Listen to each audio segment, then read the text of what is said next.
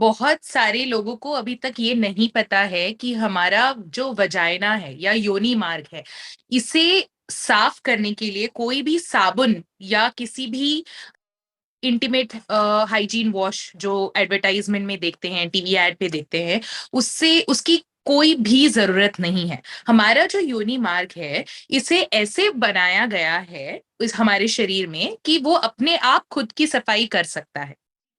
तो उस इसके लिए आपको कोई भी, ना आपको साबुन यूज करना है, ना आपको महंगा वाला इंटीमेट वॉश यूज करना है, कोई भी वॉश की जरूरत नहीं है। आपका जो योनि मार्ग है, आपका जो वजाइना है, ये अपने आप खुद को हर महीना क्लीन करता होता है। ये काम वो खुद अपने आप कर रहा है। पर जो आपका बाहरी भाग है, जिसे वल्वा कहते हैं, जिसे जो हमारा जेनाइटल ऑर्गन है, उसे आप एक माइल्ड सोप, यानी कि बहुत सामान्य सोप जो आप यूज करते हैं आपके बॉडी के लिए, जो आपकी स्किन पे बहुत ज्यादा हार्श नहीं है, वो आप यूज कर सकते हैं और नॉर्मल पानी के साथ उसे धो सकते हैं।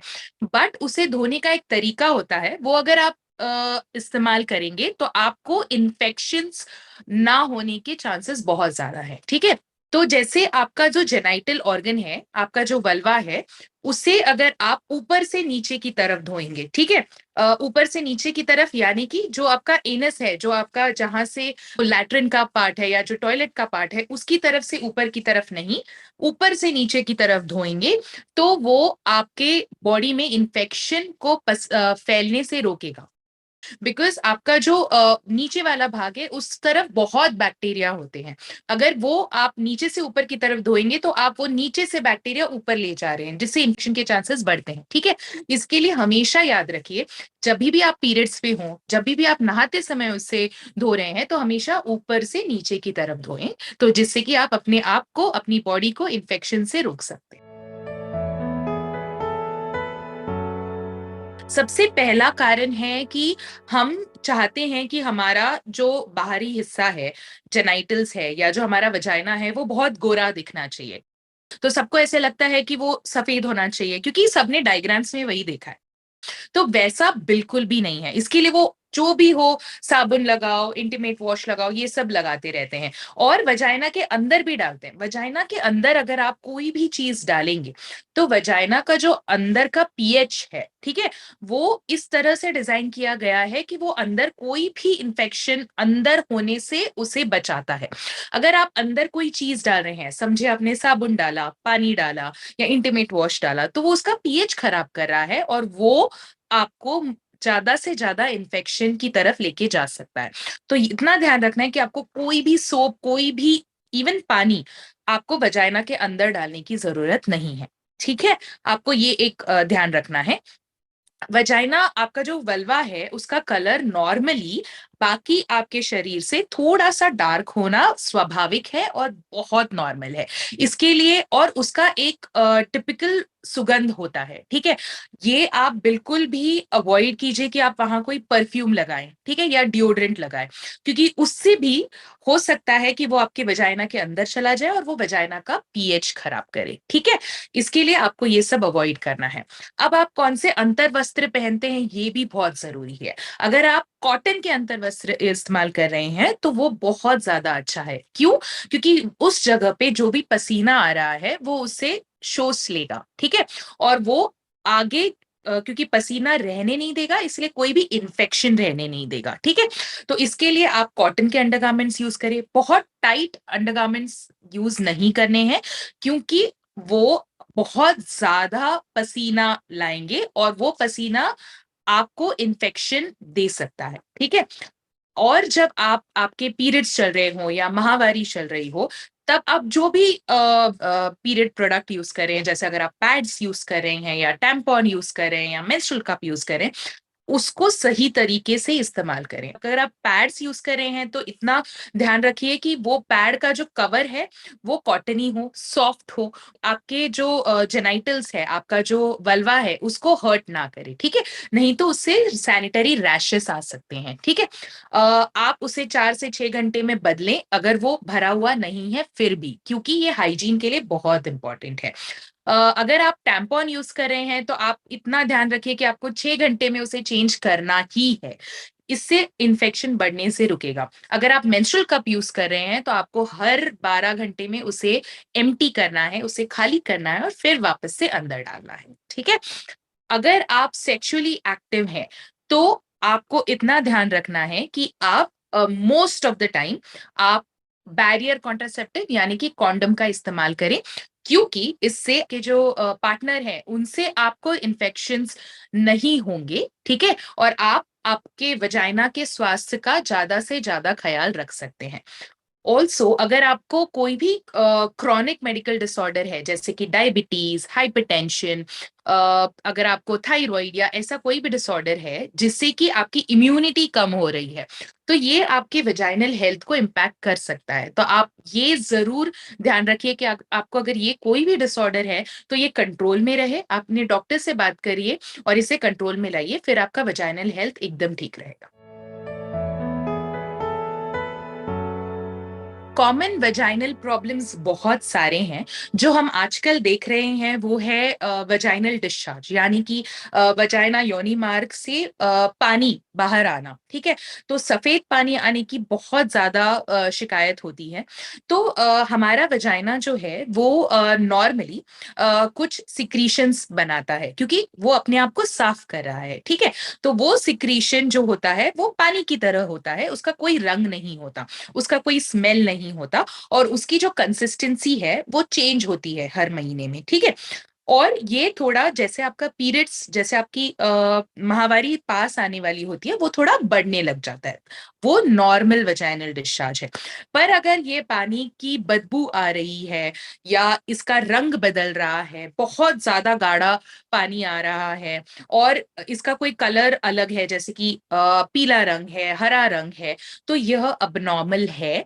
इसके लिए आपको आपके डॉक्टर से बात करना बहुत ज्यादा जरूरी है। बहुत सारे लोगों को वजाइना में इचिंग या इरिटेशन यानी कि खुजली करने का मन करना, बहुत ज्यादा जलन जैसे महसूस होना, ये बहुत कॉमन प्रॉब्लम है। लोगों को जब वजाइनल डिस्चार्ज होता है, अगर वजाइना में इन्फेक्शन है तो जलन और खुजली जैसा महसूस हो सकता है।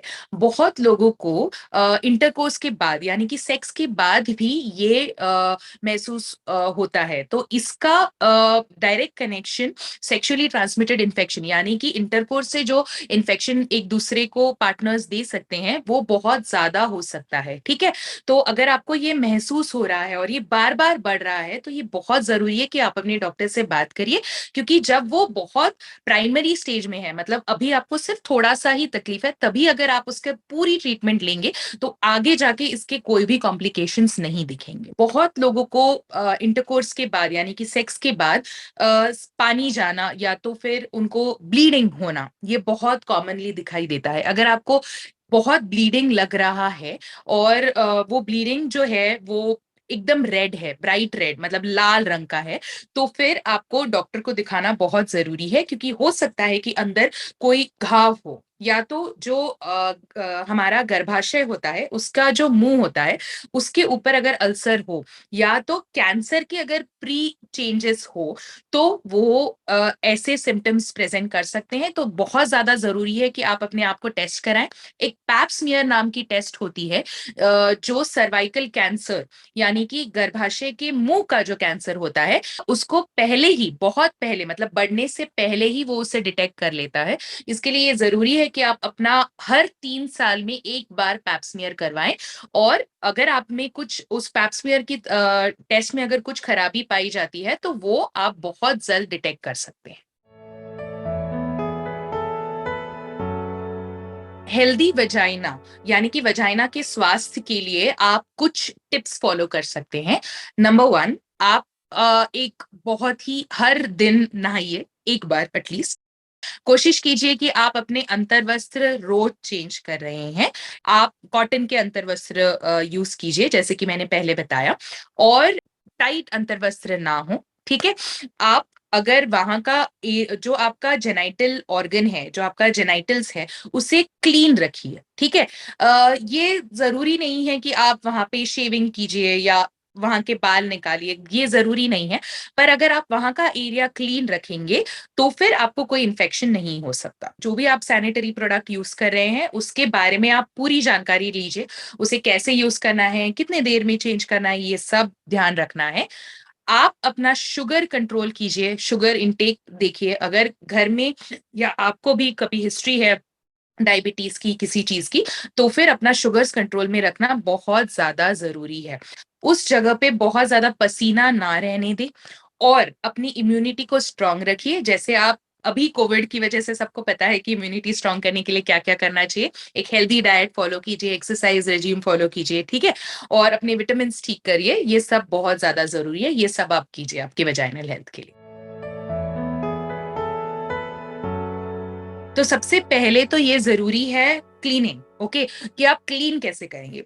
आपके जेनाइटल ऑर्गन्स है उसके ऊपर जो भी डिस्चार्ज है, ठीक है, जो भी, या तो वो हो सकता है कि वो एक फ्लूइड्स एक्सचेंज हुए हों, या तो आपके पार्टनर्स के फ्लूइड्स हों या आपके फ्लूइड्स हों, ठीक है, तो इन्हें आप साफ करिए, ठीक है। इन्हें आप नॉर्मल पानी से साफ कर सकते हैं, पानी और साबुन से, ठीक है। आप उसके बाद जरूर जरूर पेशाब करें या यूरिन के लिए जाएं। क्यों? क्योंकि ड्यूरिंग इंटरकोर्स या तो सेक्स के समय जो भी बैक्टीरियाज है, ठीक है, वो एक तरफ से दूसरी तरफ मूव हो जाते हैं। और क्योंकि आपका यूरेथ्रा जो है जहां से यूरिन निकलता है वो एक ओपन पाइप है, ठीक है, तो इसकी तरफ से आपका जो बैक्टीरियाज है वो आपके ब्लैडर में, यानी कि आपकी जो इसकी पेशाब की थैली है उसके अंदर जा सकते हैं और इन्फेक्शन बढ़ा सकते हैं, ठीक है। तो इसके लिए आपको बहुत ज्यादा जरूरी है कि आप इंटरकोर्स के बाद पेशाब करें या यूरिन पास करें, ताकि जो इन्फेक्शन का चांसेस है वो कम हो जाए, ठीक है। इंटरकोर्स के बाद आपको कुछ देर तक के, आधा एक घंटा, आपको उस एरिया पे यानी योनि मार्ग की तरफ थोड़ा सा सोरनेस फील हो सकता है। सोरनेस उस तरह जैसे कि आप बहुत दिनों के बाद जिम जाते हैं या तो बहुत दिनों के बाद एक्सरसाइज करते हैं या डांस करते हैं, तो आपके मसल्स में आपको लगता है कि थोड़ा सा खिंचाव आ गया है या सोरनेस है। वैसे ही तरह से आपके वेजाइना को भी थोड़ा सा सोरनेस आता है, बट वो बहुत देर तक के नहीं रहता, आधा एक घंटा रहता है, ठीक है। तो ये उसके बाद चला जाएगा। बट अगर उसके बाद भी आपको लग रहा है कि बहुत पेन है या तो बहुत डिस्चार्ज है, तो हो सकता है कि अंदर वेजाइनल इन्फेक्शन हो, और उसके लिए आपको आपके डॉक्टर से बात करना बहुत ज्यादा जरूरी है, ठीक है। और ये जरूर कोशिश करें कि आप इंटरकोर्स के बाद ही नहीं, इंटरकोर्स के पहले भी, सेक्स के पहले भी यूरिन पास करें, ताकि रिकरेंट यूटीआई यानी बार बार जो यूटीआई होता है वो ना हो। हम बताते हैं कि गायनेकोलॉजिस्ट को आपने हर साल में एक बार आपने एटलीस्ट आपने अपने गायनेक को विजिट करना चाहिए, ठीक है। अगर आपको कोई भी तकलीफ ना हो तो सिर्फ एक बार आपको गायनेकोलॉजिस्ट को जाके मिलना चाहिए।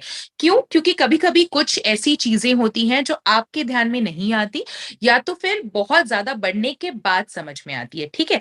तो अगर आप हर साल में एक बार अगर अपने गायनेकोलॉजिस्ट से मिलेंगे तो हो सकता है कि बहुत ज्यादा जल्दी हम किसी चीज को, किसी पैथोलॉजी को समझ सकें और उसे ट्रीट कर सकें, ठीक है। तो साल में एक बार जरूर जाना चाहिए। और अगर आपको कोई कंप्लेंट्स हैं, जैसे आपको वाइट डिस्चार्ज है, आपके पीरियड्स रेगुलर नहीं है, या तो आपको कॉन्ट्रासेप्शन एडवाइस चाहिए, तो आप उस समय जाके मिल सकते हैं। बट ये जरूर कीजिए कि आप साल में एक बार अपने गायनेकोलॉजिस्ट को मिलिए।